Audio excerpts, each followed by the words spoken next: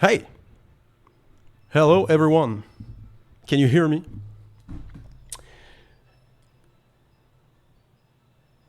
You can't hear me? Not at all. Hi. Yes, ayo. Is the sound all right?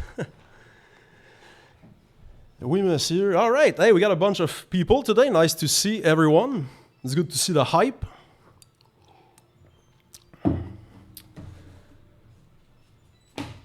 So let's start with the bad news. You might have heard of Halls of Cooperation.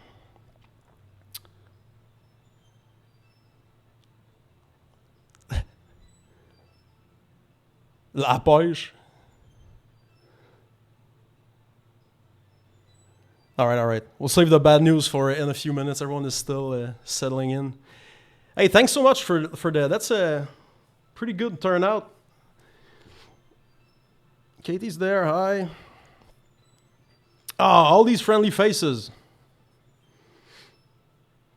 I saw Neon chat earlier, so I guess we're safe. Toy le pro streamer. You all know I'm not a streamer. We're just game developers, and it's a good way to share news directly to our players. Hey, Tribute Games is there. Hi, Tribute Games.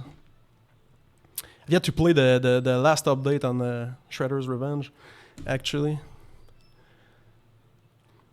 All right. Hey, Q-Call is there. Salut, Ben.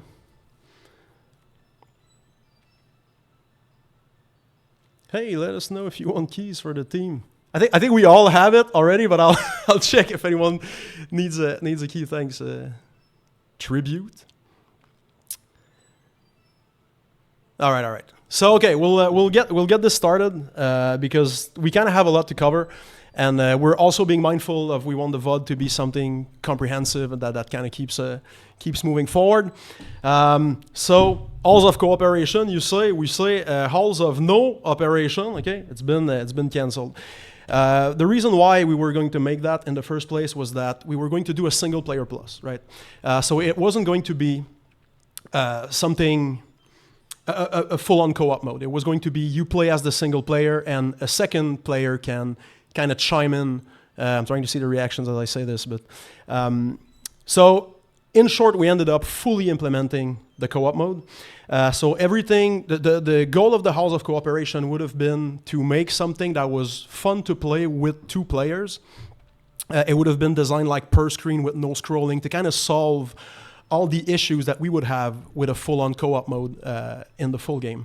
So what we did is we redirected those efforts to instead implementing a full-on co-op mode for the entirety of the game's campaign, which we'll go through and we'll look at later.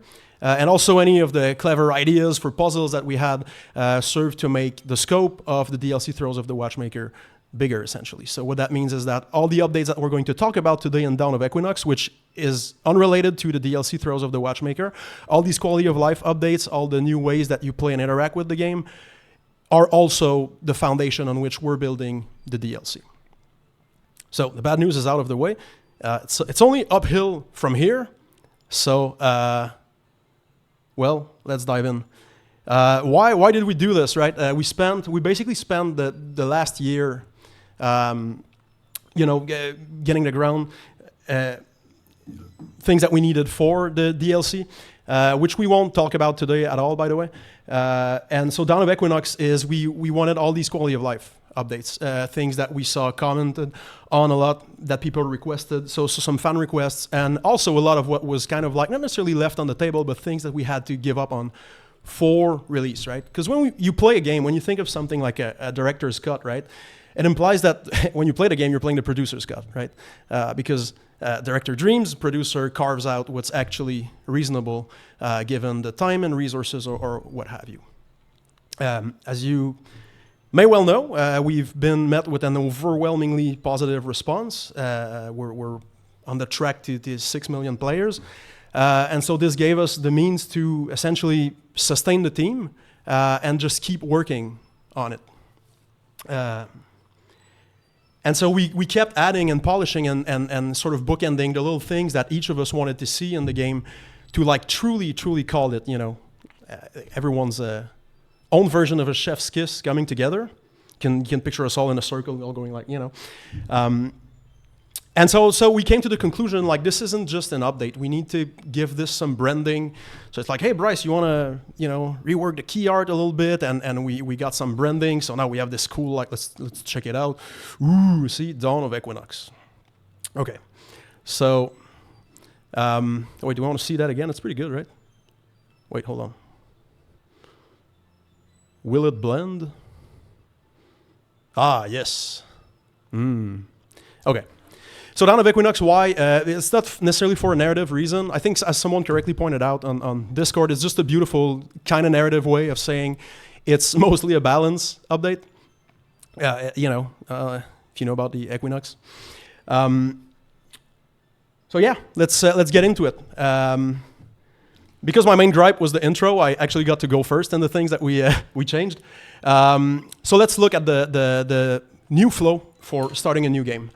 Because that was always the main thing that stuck with me, right? Before launching the game, was that we just couldn't get to making combat animation for the kid versions of the sprites, and so that gave us an admittedly cursed structure where there was something within something, right? The game starts off with a narrator, and then we have a bit of action, and then we have a flashback for the kids and their story and how they first set off on an adventure. The ideal vision would have been for not to present this as a flashback, but rather as an intro, right? There's a bit of an unfair thing that we're asking of the player there, because like, hey, here's action, and then we pull the rug, right? And so it's not so much that the prologue is necessarily boring or that it drags on too long. It's just that you're kind of in the mood to just keep going with the action, and then we're asking you we're kind of grabbing the controller. But for better or worse, I felt strongly that hitting something with your sword as soon as the game starts was paramount. Because for me, one irritant in those types of games is when I spend 2 hours in a town I can't exit, and I don't even know yet if I will like the type of combat that it's offering. So anyway, let's look at this. So I did a full pass, by the way, on the entire script. About 25%, I would say, of the if you look at the line count, like not 25% of the dialogue changed, but about 25% of the lines had some like minor adjustment. So we start off by picking. I'm not asking for a vote anymore. It's always Moon. And so the first thing that we see is that we now have difficulty presets in the game. All it is a layer on top of relics. We have new relics, which we'll get into later. And so there are basically 3 presets, right? You can imagine, so those of you who know about the relics that we have going on, you can probably picture which ones are involved here. And you can also press, if you want to essentially customize yourself instead of using, oh, hold on. Oh yeah, did I just, sorry. Let's go again. All right. Ah, yes. So this is Sea of Stars, right? All I did is hit a new game. Okay, we pick Moon.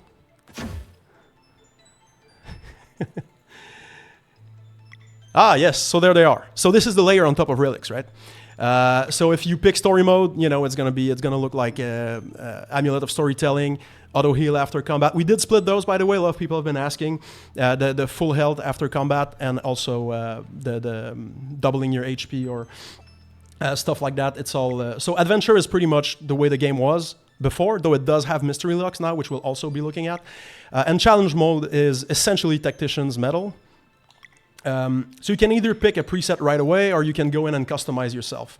So Tourist Provision is now separate from Amulet of Storytelling. Volitional Spirit, we now have it was pointed out to us that it was a big failure of the retro aspect not to fully heal the party when leveling up. You can turn that off if you want. Signifying Glass will makes it as if mystery locks weren't a thing. It's on by default on the story mode. But anyway, we'll look at the rest later. So for now, let's just start in adventure mode. And right away, we can see the new structure.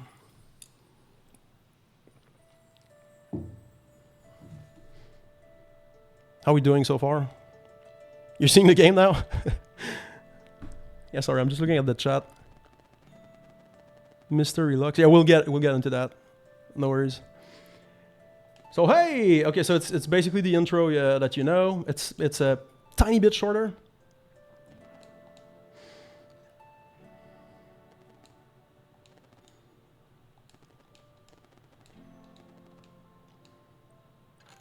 And so now, as we can see, we have a different starting point, essentially.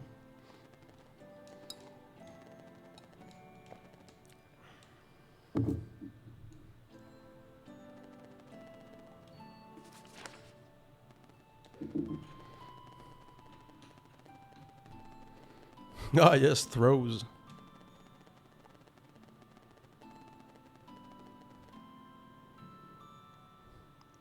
Soleil, did you take your screenshot? Can I? Okay.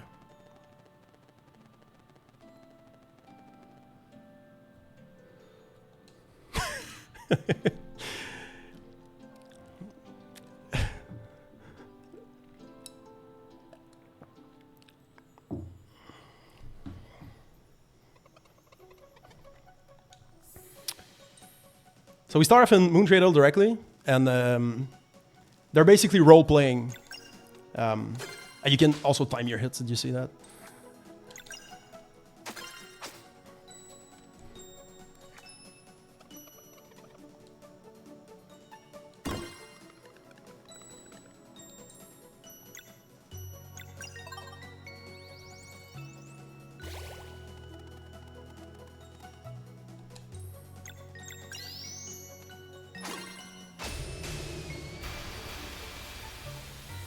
Alright, so first boss down. And so essentially here, I'll try not to shed a tear, but it should always have been like this. And so essentially you can probably, for those who've played the game a lot, which is probably the people who are here today, now it ties into the intro that you're used to seeing. So now we're gonna make a good use of the skip cutscene function. And first thing we notice is that we had to terraform here a little bit because Mountain Trail used to be where we teach you to kind of hike, you know, and jump down. So now you have that prompt here at first, so that you learn these functions. And if you happen to have played the intro before, you have the Solstice Diploma. It used to be a relic. Now it's a key item, and what it does is when you're in a new game, the diploma will appear here. So instead of a prompt to skip the cutscene, the intro, sorry, before it even starts, you can basically skip whenever you want. You can just interact with this and say yes or no. And the diploma also appears in Zenith Academy. So at any part that you feel like you want to replay, like whenever you're done, you can just go ahead and do this, which takes you to Forbidden Cavern. So here we are, fully trained Solstice warriors.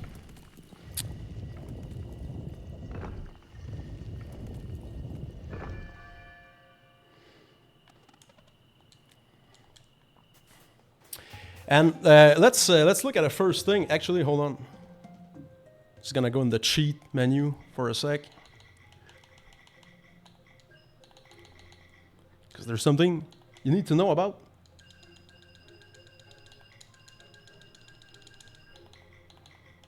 Just giving myself a whole bunch of broken items. Okay, this should be enough. Sneaky cheat menu. Yeah. Okay, so the inventory is now uncapped, okay?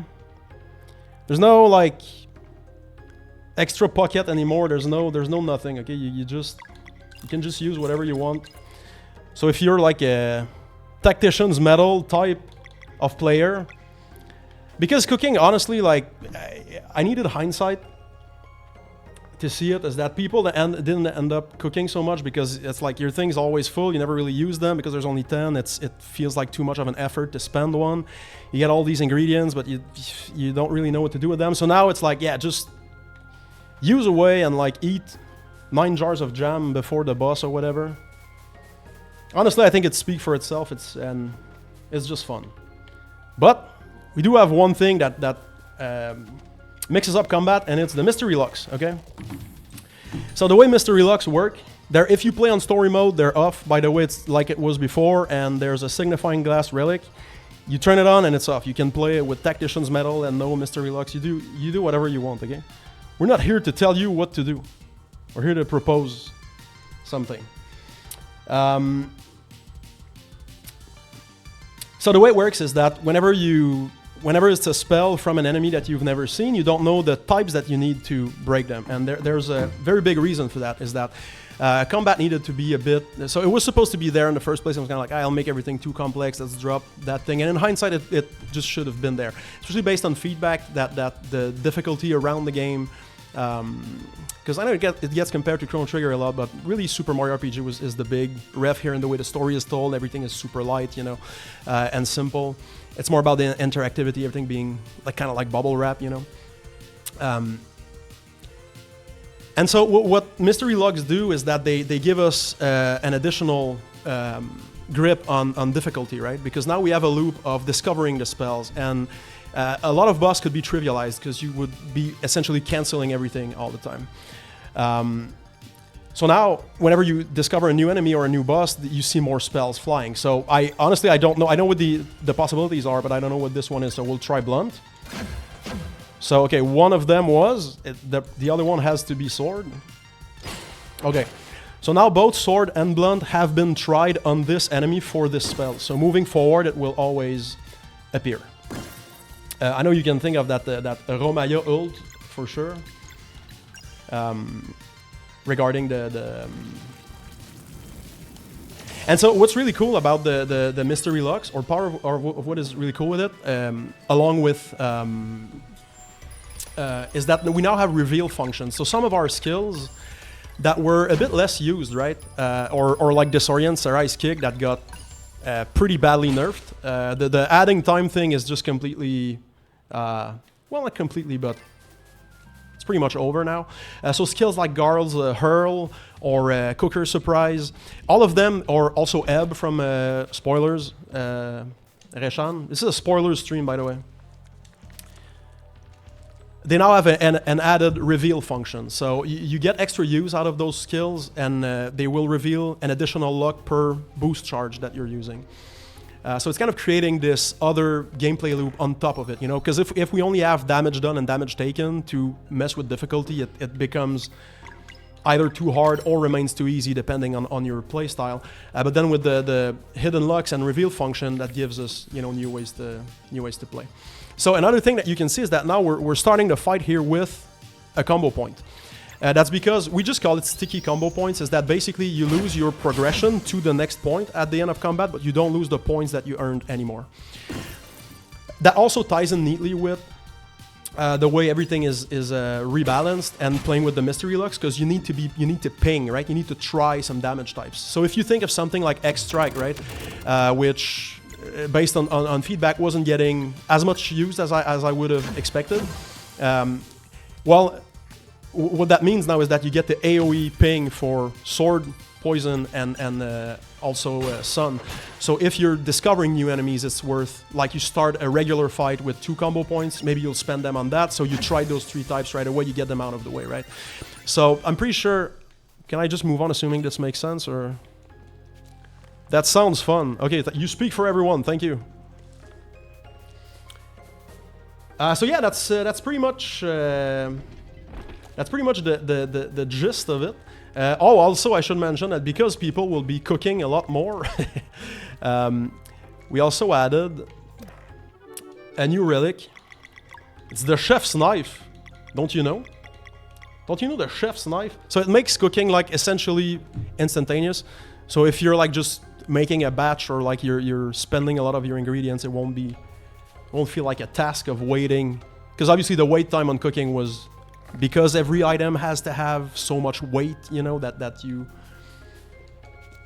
was more consistent for it to be more of an investment. That's incredible. It's just a kitchen knife. Cooking buff. Yeah, so no more like inventory is full or anything either. Mending Light now costs 3. Okay. Please don't get mad.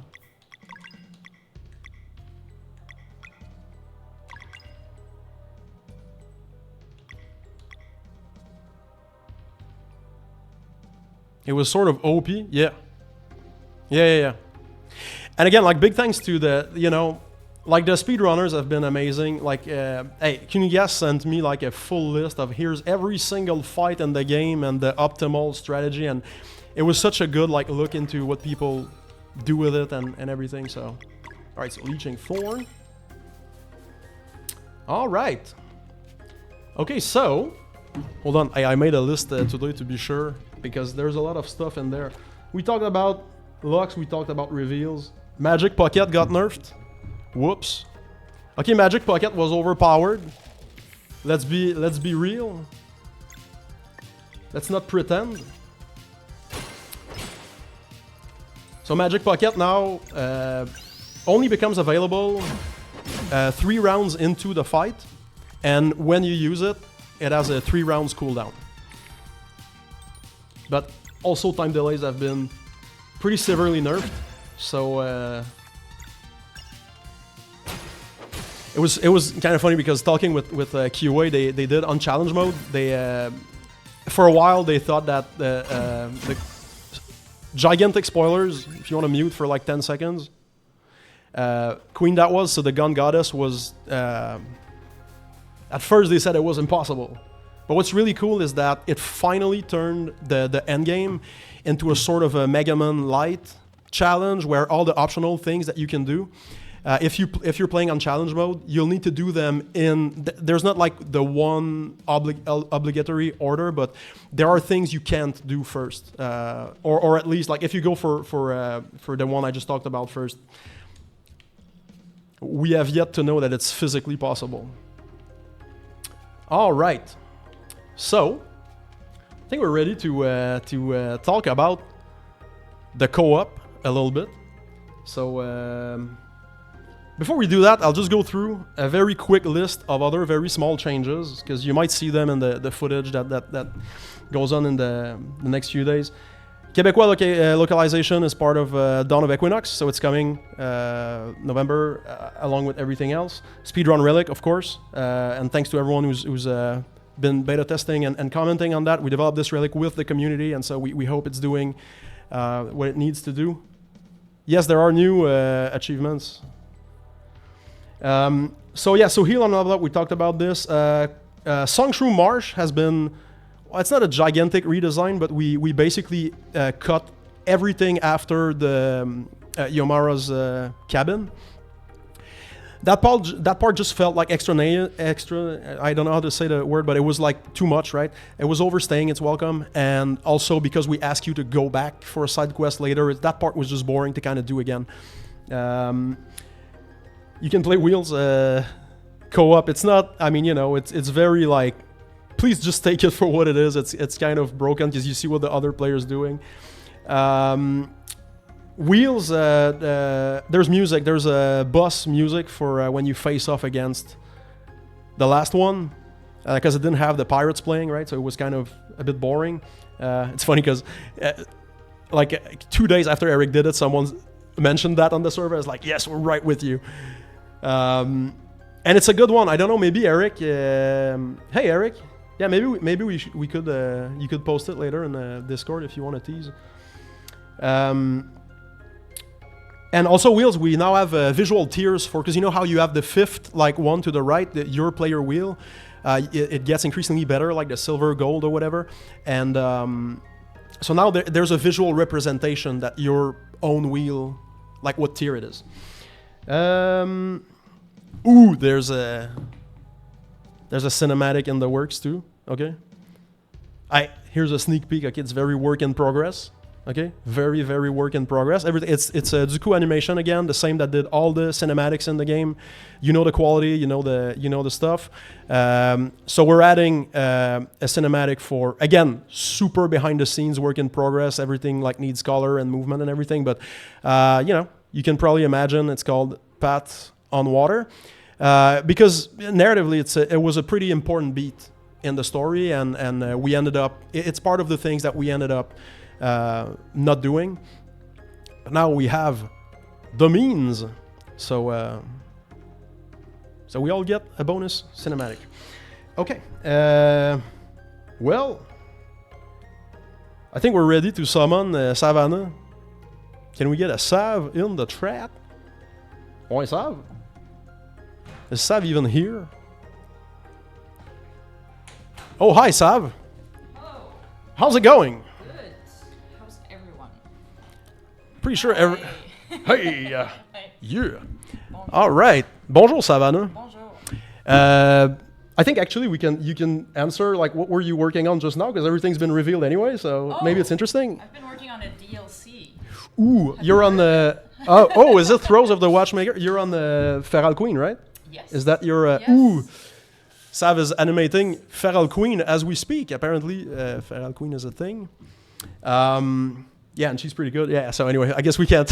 I wish we could show some stuff. But so Sav, we're here for the co-op segment. Okay.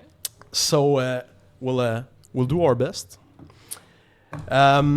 So you should be able, with the power of pressing start. Haha. Aha! You now joined. So there's two of us now. Oh wait, hold on. We I forgot to put the view again. Hey, I'm so sorry. All right, so here we are. So we're player 1 and 2 now, and basically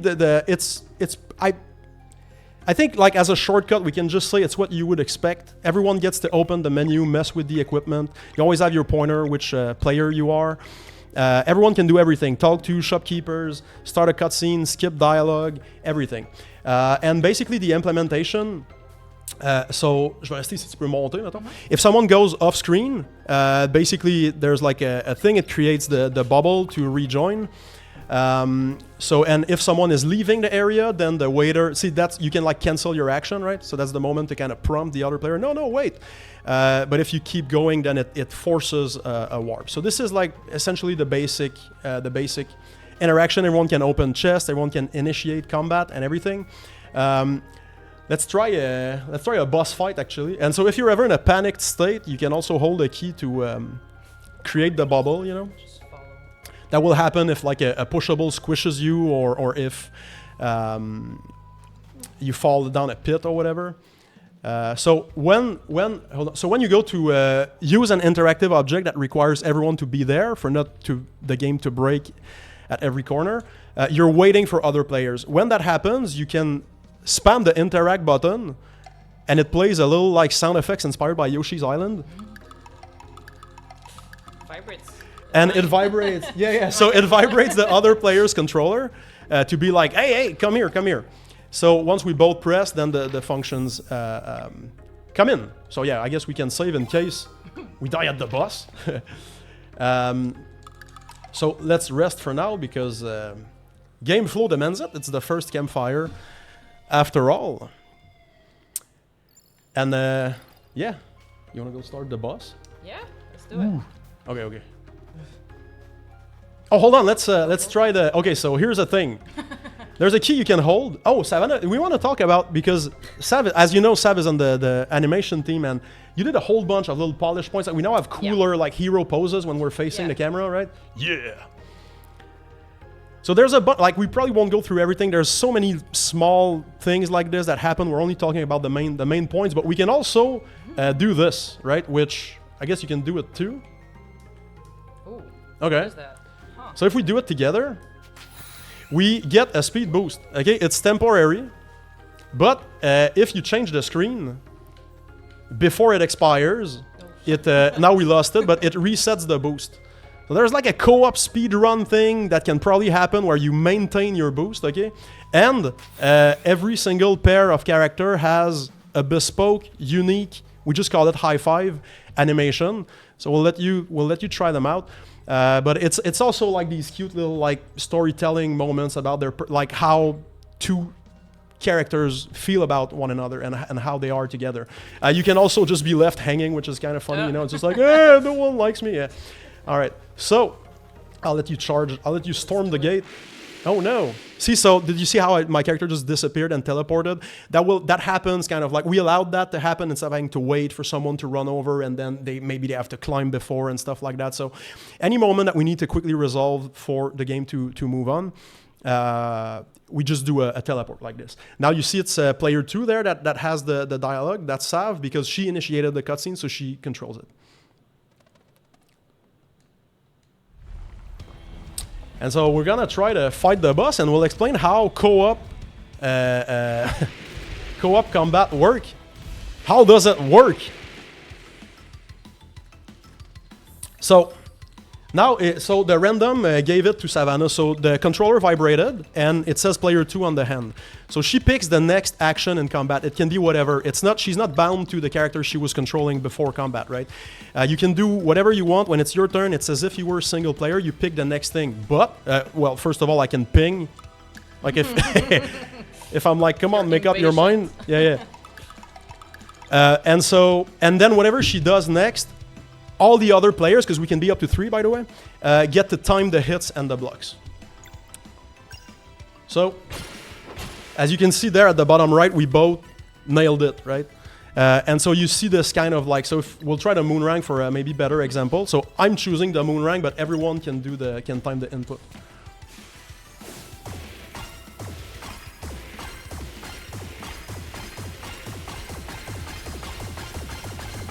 Yee! You win!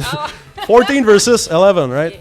Yeah. Okay, so now the round resetted, so it re-rolls who plays next. I happen to go twice.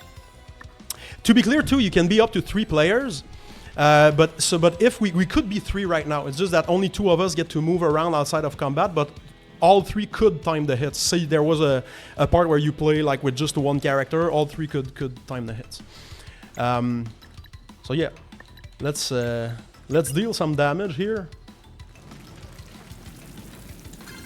Yeah. And by the way, since people would probably ask you that HUD of like feedback on timing the hits, you can in the options you can turn on even if you're a single player, in case you want to flex your Moonrang, as we know some like to do. So you have it for the timing the blocks as well, right? Oof. Big carry here. Another thing that changed along with... so Solstice Strike used to give 3 MP back to Valère and Zale, and all the other combos did nothing. But to be clear now, what happens is that Solstice Strike doesn't give 3 anymore, but every single combo move in the game gives to both characters involved in MP the amount of combo points that it costs. So Solstice Strike will give each of us 1 MP back, and Mending Light would give us each of us 3 back. If you're interested in the game design behind it, the idea is that everyone was only doing Mending Light, and Solstice Strike was overpowered in terms of mana regen, so we're kind of Dawn of Equinox, right? We're equalizing. So all the combo moves now have more value. Part of what was felt with the game is, I only get 3 moves per character, it's not enough moves. In reality, there's over 40 moves in the game, if you include the combo moves. It's just that they seldom happen, because building up to 2 or 3 points, you kind of just do the one that you know. But now with the sticky combo points, you get to try new stuff during a dungeon. Like for example, Air Skyline, you get Conflagrate, you never get to use it. Now it happens like 3 or 4 times during the dungeon, so... Anyway, I could go on, but let's try to take this thing down. Is everyone still with us? Does that make sense? Sticky combo points will completely change the game. Oh yeah, honestly they do. Like it's part of why we decided to brand this update, because we really wanted people to understand, get a sense that it's like there's a lot to unpack there. Like it's not just, hey, we fixed, a couple bugs. It completely changes how you approach combat. Okay. All right, we got it. Oh, it's me. Useful.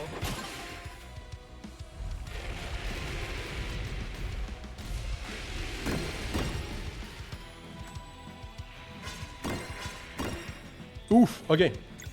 So again, now items are like basically all you can eat.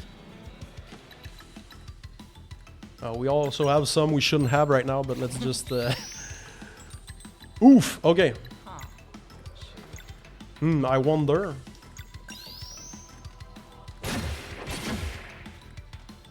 It's probably all moon. No. Okay, it's time for Moonrang.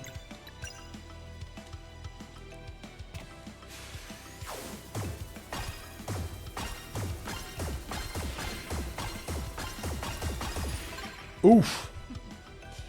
Well, not bad. Okay, so... By the way, we had to cap the moon rank only in co-op. There's a maximum like hit count because QA was like, yeah, we're doing 200 of them, so it's like, yeah. It was too broken. Hey, we win! Okay. So, I guess we could probably move on to a bit later in the game. And we should add a third player. Phil! Is Phil... Is Phil around? Can we get Phil, please? Salut Phil! Ça va? Alright. Hey, it's Phil time. Hey, Chad. Hello, Phil. What's up? How's it going? So, Pretty good. alright, we'll try to deal with the... Yeah, maybe just put your feet up. Get comfortable. Okay. Alright, so... I'll try to make sure people can see you. Okay. Good. Hills of Intent.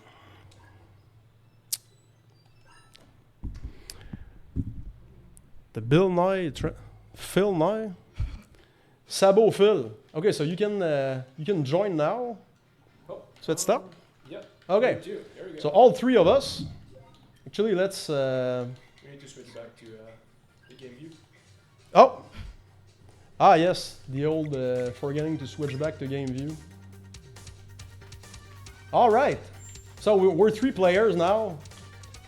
Ah, the Zale and Sarai one is too good. You should do it. I don't. Ooh. Okay. It gives it to all three players too, by the way. And hey, you want to see something else that's really cool? Do you like hacking the video game? Okay, just do the left hanging thing.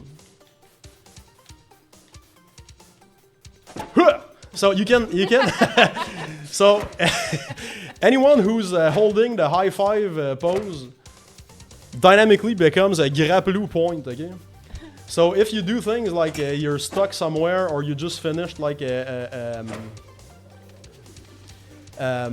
puzzle or whatever, you can like grapplou back to your friend.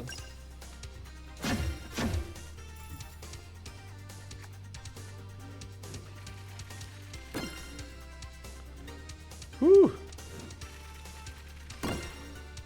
Nice.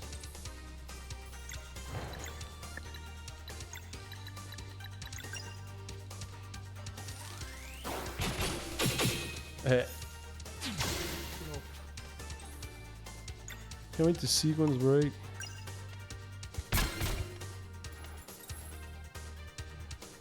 I'm slowly understanding this is a massive update. Are these enemies new? No, I mean, only if you've never played the game.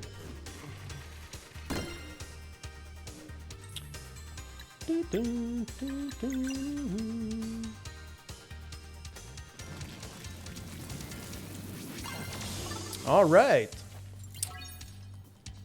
So let's also, that's another thing, is if we have so one moment here. Oh, and that's one thing too, something like leveling up, that's player one, you know, like you invite people to your game, but they don't make decisions, okay? So, all right. Okay. That's it, Jack. Thanks. All right. So,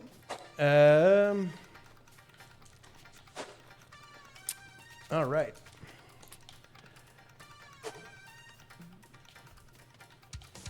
All right, right here.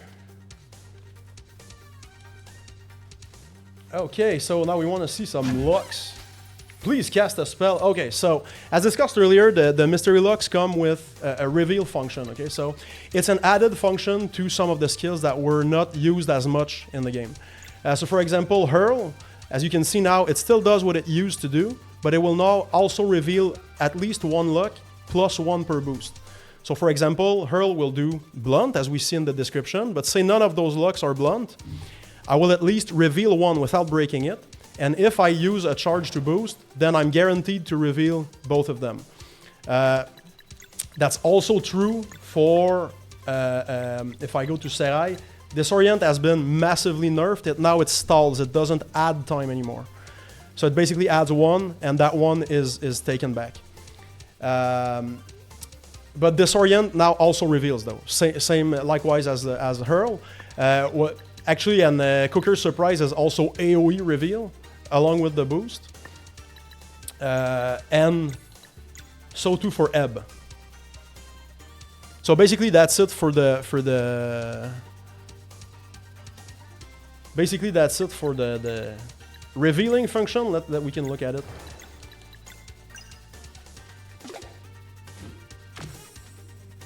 See, so he did blunt, so none of that was had to do with breaking any luck, but now we know what to do if we want to get rid of that. And also, so the 2 blunt locks appear on that other one because trying Earl tried blunt. So the other enemy is reusing that spell, and we already tested that type against it. So now that's why we see it. Does that make sense? I know it might be a lot. No?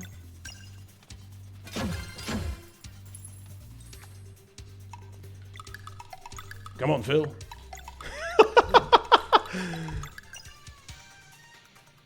That's too good.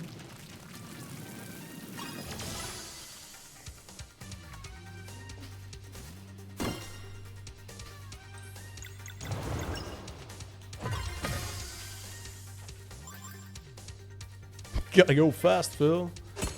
Can't wait to see French-Canadian translation. It's pretty alright. Yeah, we could probably try fishing, actually. Hey! Oof, okay. Whee!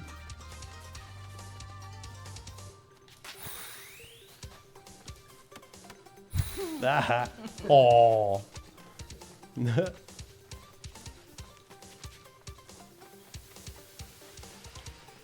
So, last thing to...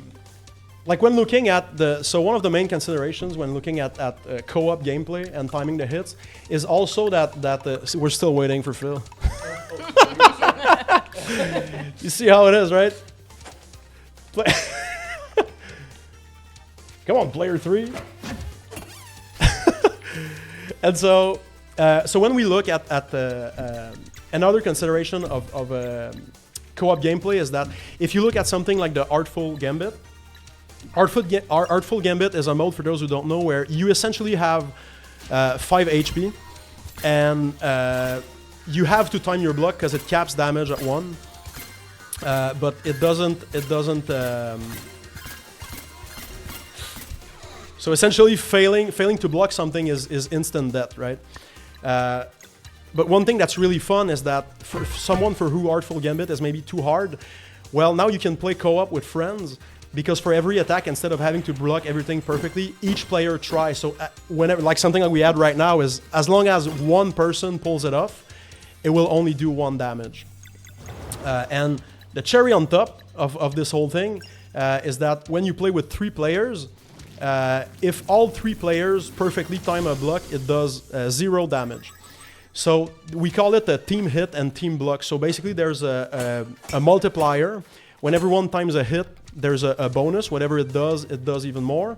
And when you time a block, it blocks even more. But with 3 players that all do a perfect block, you can do the 0 damage run. I know there was a demand for a mode where Artful Gambit with 0 damage, but we're not. That's not something that we want to do, because Artful Gambit needs to have on some level some challenge. Oh, hold on, we probably need Reshan here. Especially with the uncapped items. When you play Artful Gambit, also if you have Tactician's Medal, it really becomes a whole thing of managing your inventory and everything. And perfect all the time is kind of breaks it too much, because we need that pressure of the 1 damage to also have another like connecting gameplay loop there. So we're gonna go do the maybe as one last thing is we'll go do the puzzle all together.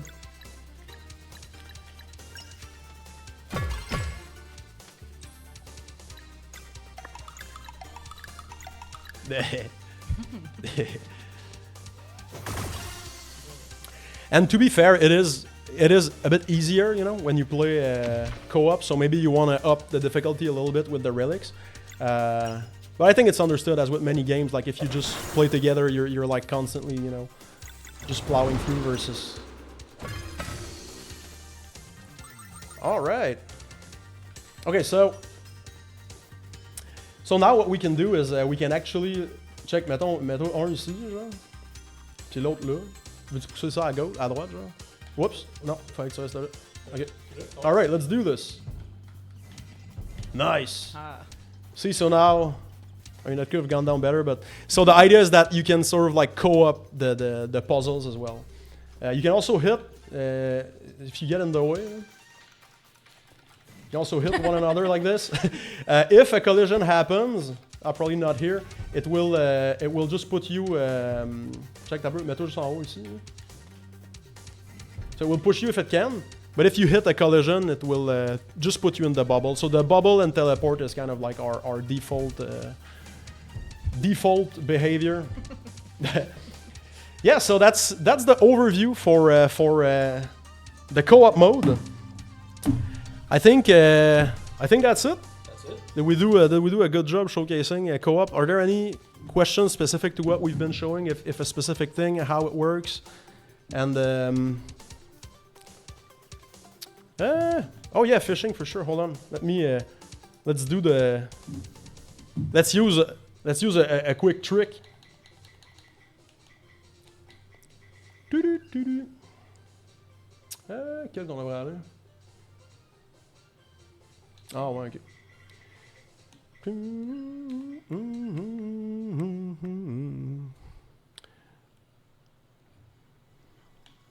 Wow, teleportation.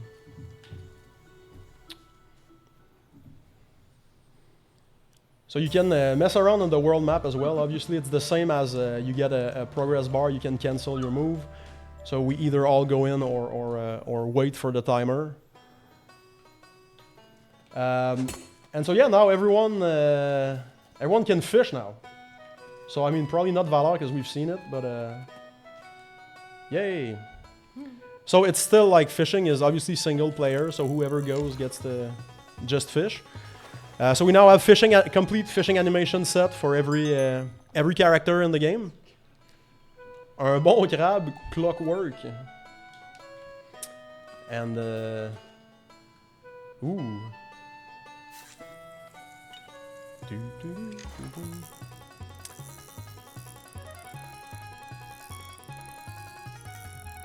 The crab is so pure.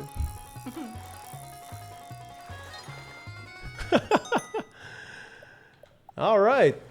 Yeah, so there you have it. So a bunch of little things to try. You can even go and try wheels with 2 players and stuff like that. And as you can see, it's really drop in and drop out, right? Like someone just walks in, presses on the controller. You have access to a menu to assign, like if you want to change who's like player 1 and who's controlling who. If you prefer to just drop out, you can just do that from that screen. You can also hold R3. T'as peu, on va chacun prendre quelqu'un. T'as peu. Je vais prendre le first. T'as peu. Ouais. Ouais. So if you hold R3, after a few seconds you leave, and then you can join again by pressing again. And this works even like during a cutscene, during combat. In combat, there's also a key you can press if you want to skip your turn, pass it to the next player. The controller will vibrate, the icon will update. So it's really like you're just playing. Someone can join just for 10 minutes or whatever. It's not like you start co-op mode and then you're stuck in there. You need the other players or whatever. So yeah, if you happen to build your team of 3, we got a great DLC coming for you because it's got 3 playable characters. So there you have it. That's the co-op. Thanks for the showcase. Thank you. And I think maybe you want to tell Matt to come in here. Like this, that's basically the presentation for today. But we can probably take some questions. Probably Matt has been I think Matt has been taking notes. So thank you, Phil. Thank you, Sav. Thank you guys. Have a good day. Bye, guys. Bye bye. Aimez-vous ça à date?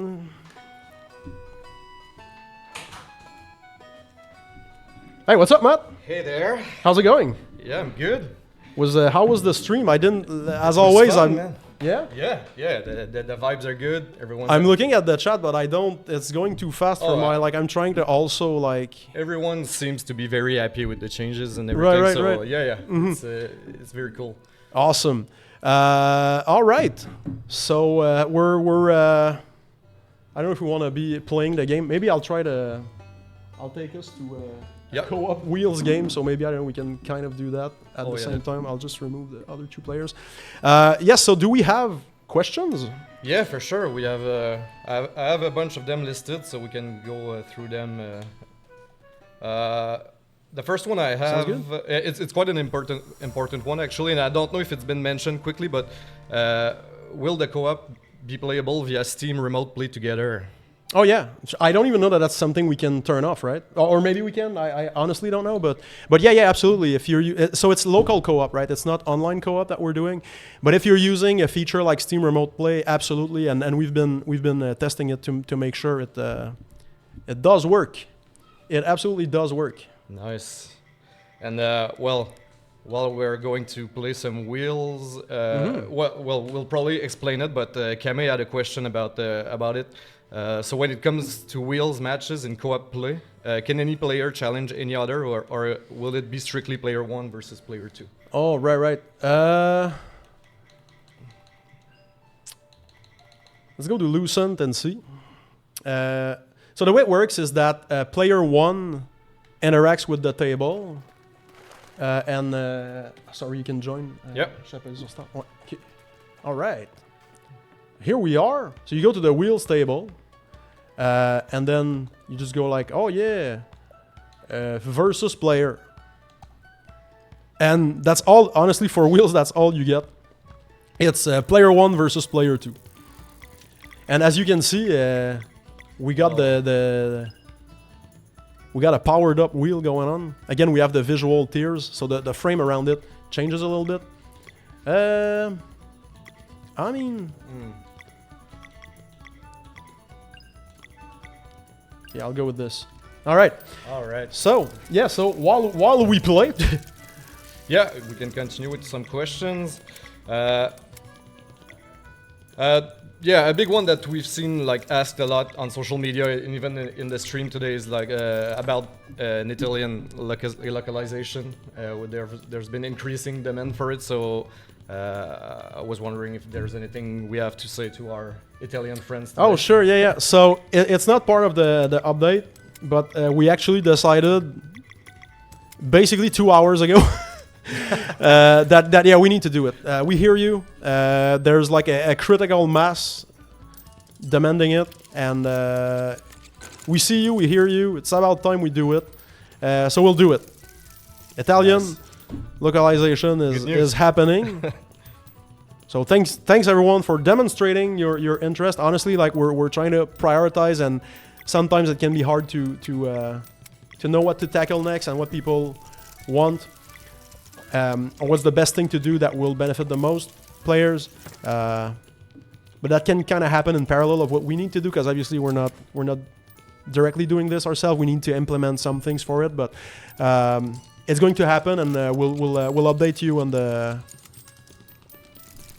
with a roadmap. Nice. We had a question about you mentioned Halls of Cooperation at the start of the stream.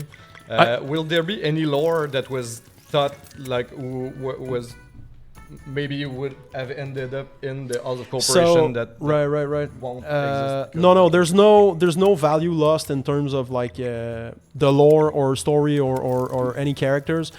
It was so it was a clockwork like thing that would come out of the water that you go into. There was a tiny bit of an insight related to Watchmaker, but it's the DLC's got you, and then some. Absolutely nothing is lost. Caristo was asking in the chat if like are all the updates we're mentioning today that are coming with the Dawn of Equinox update, will they all apply to Trolls of the Watchmaker as well? Oh, for sure, yeah. So this is, maybe I went too fast with this in the opening, but basically like this is the new base like for the game. This is the game This is the finalized like version of the core experience. And then so the DLC builds on those systems. So meaning you're gonna have 3-player co-op. You're gonna have the new languages that we're adding. You're gonna have mystery locks, all of that, sticky combo points. Everything is the DLC includes all of that. Nice. Pew Pew was asking us if we reworked the kid's portrait at the start of the game. Oh, I mean, yeah, we're not going. We didn't go through like the minor changes, but there's a lot. There's a lot of them. Like some portraits were adjusted slightly.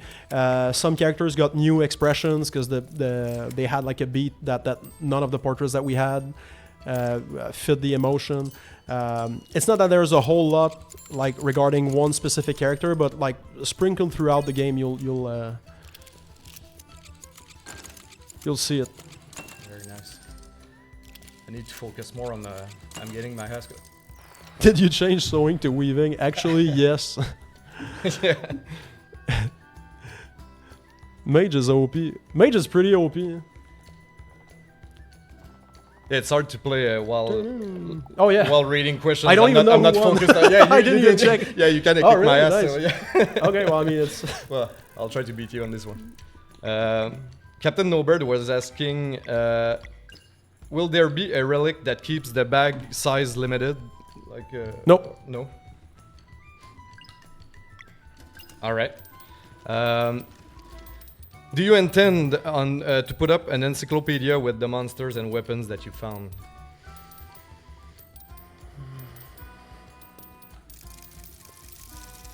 I mean, we can never say never, but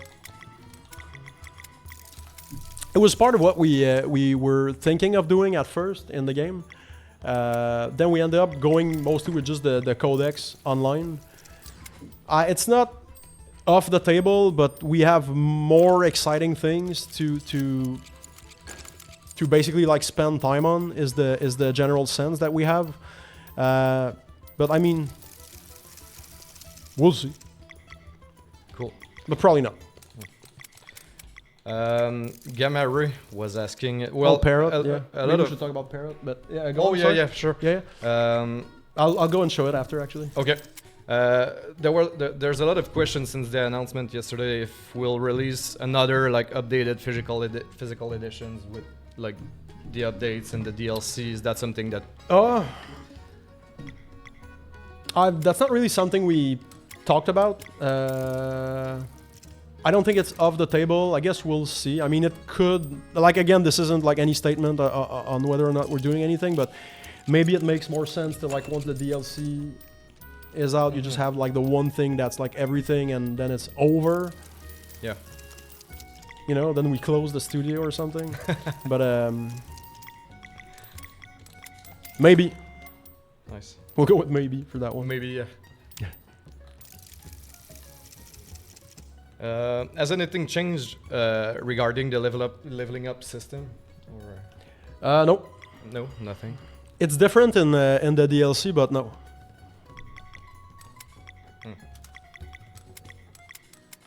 Okay.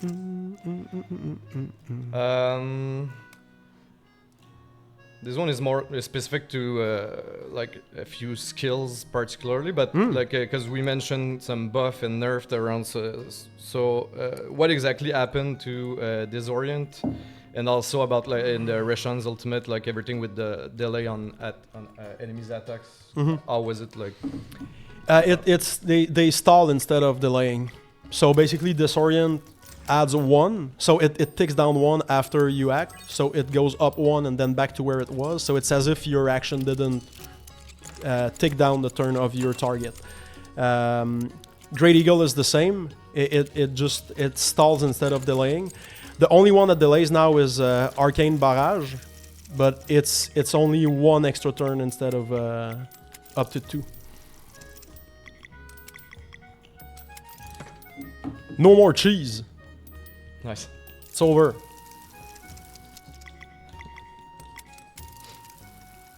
With the update, will it also add some new achievements to the game? Or? Oh yeah.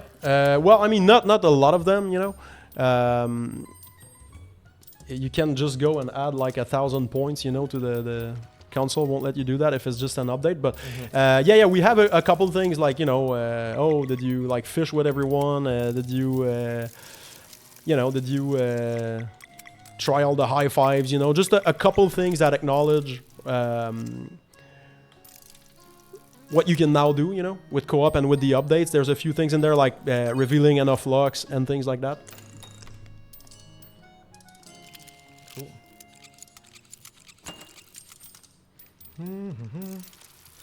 And yeah, the dying dolphin with a question: how will this affect active save files?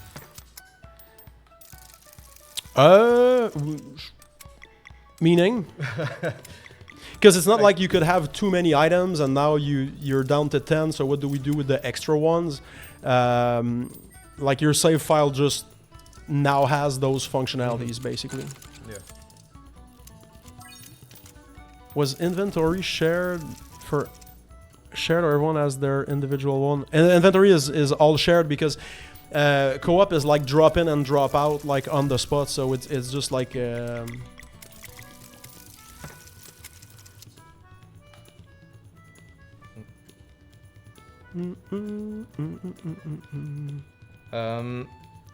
know we saw earlier when you were playing with Phil and Sav that like if the 3 players block at the same time it does 0 damage. Is that true for the hits as well? Is there a bonus that occurs if 3 players time? Yeah. Well, it's not like it kills in a single hit, you know, like blocking. It doesn't go to that extreme. But yeah, there's so basically timing your hit roughly adds 30% damage when you play solo, and every additional player adds 0.15. So you can basically get 1.6 instead of 1.3. You know, that's the general rule. But then the bonus is exposed in the parameters per move and everything. So it's been balanced, like, you know, accordingly. You don't want to be doubling your moon rank. Well, you do want to do it, but it doesn't work. It breaks everything. So it's all been like sort of mindfully applied. But yeah, the idea is that the more players time it, the better the outcome. Blocking is the one extreme one, just for fun of like doing the 0 damage run. But mostly for me, like 3 players, as you get to play Artful Gambit, and most of the time someone will pull off the block. Nice. On achète-tu qui? Je vais quitter ça là. Yeah. Wait, let's forfeit actually.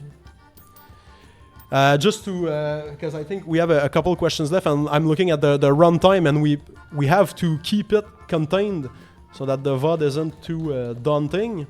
So just real quick to address the point of the question is when you press the equivalent of the select button, right, which is like the ping HUD, you see, is our face right up in it? Hold on. You now have like this extra information. That's because we have the parrot. So the icons below there are the key items that we have for this area. So like the shed key, you know, and stuff like that. And you can also tell how many chests do you have that you still need to grab. That's also true if you're looking at your map. As you're looking at an island, you get that detail at the top left. You can still ping the parrot, but it's still a bit annoying and imprecise. So we now have a more precise tool. Yeah. That's cool. So that's pretty much it. Did we have maybe couple more questions? For sure. Maybe a couple more just to end it, and that will be all. Do ultimate charges also carry between battles, or just combo points? No, it's just combo points, yeah. Yeah. So ultimate like is lost after combat. So too with like the cooldown on Magic Pocket. You can't like just save it. It starts at the beginning of each combat. But technically, like you could do an ultimate move in a regular battle because you start off by spending 3 combo points. So you're already like halfway there, and then you can spend some MP, like you do something like Petriture, which is like 12. It gives you about 1/5 of your ultimate bar. So you can do a couple of things like that. You can still go ultimate on a Krub if you want. Yep. Good. And maybe a last one by Stamway was because I don't think it was shown earlier, but if you control both Solstice Warriors, is it possible to control the time of day with the 2 players, or? Whoop whoop. You mean this? Yep. Yeah. You can do it yourself. See what happens. Yeah, there's a whole lot of little edge cases. That's why we're keeping everything brief. I just want to say that like as a general rule, it should be the thing that makes sense. But yeah, I mean, obviously we'll be tracking reactions and what people think. I feel like the response is pretty all right for now. But yeah. Yeah, seems so. Yeah. So do we have a final question? Anything we want to mention? Let me see.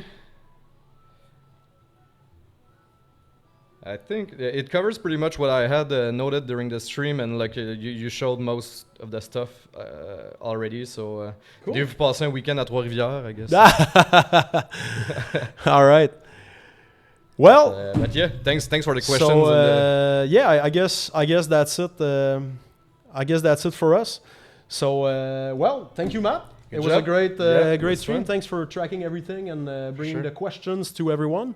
And thanks everyone who showed up. We had a pretty good turnout today. It's really impressive. And again, like your support manifested all of this. So again, thank you all so much. It's coming out November. I'm not sure if it's 11 or 12 at this point. It's Sorry? is it, I don't remember if it's November 11 or 12. I'm sorry, I forgot It's on the 12th. exact. Yeah, It's on the November 12th. 12th, yeah. So we're just in the final stages of QA, like quality assurance, right now. Just fine tuning, ironing out everything. And yeah, when it's ready, it comes out at the same time on every single platform. And yeah, we hope some of you will play co-op and mess around with the new stuff. And with that, we'll be getting back to working on the DLC, which is supposed to come out in the spring of 2025. It's progressing very nicely, and we'll probably be showing some things later. So thanks again, everyone. And if you have any further questions, you can. We're still on Discord, and we'll do Yeah, our best. Always All right. available. Cool. Thank Thanks, you. everyone. Pat. Bye bye. Pat.